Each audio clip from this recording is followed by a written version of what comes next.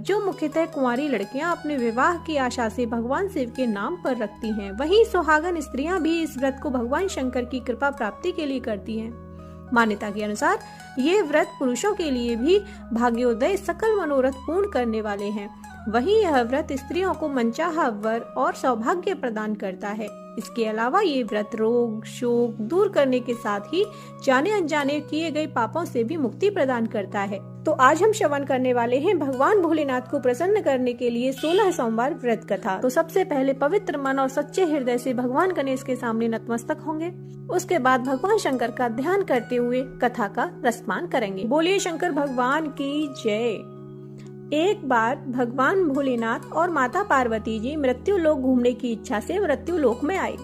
यहाँ माता पार्वती व भगवान शंकर जी मृत्यु लोक में घूमते घूमते विदर्भ देशांतर्गत अमरावती नामक नगरी में पहुँचे, जो कि बहुत ही सुंदर थी। यहाँ उन्होंने देखा कि अमरावती नगरी सभी प्रकार के सुखों से परिपूर्ण थी।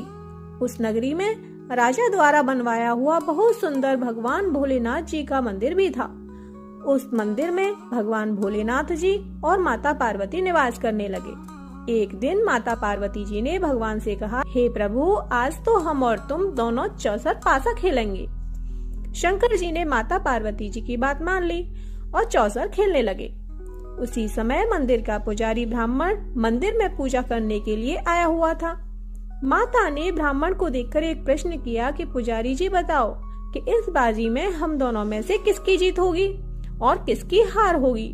ब्राह्मण ने बिना सोचे समझे कहा कि भगवान भोलेनाथ ही जीतेंगे। कुछ समय बाद बाजी समाप्त हुई और माता पार्वती जी विजय हो गई। माता पार्वती को ब्राह्मण के झूठ बोलने पर क्रोध आया और कोढ़ी होने का श्राप दे दिया।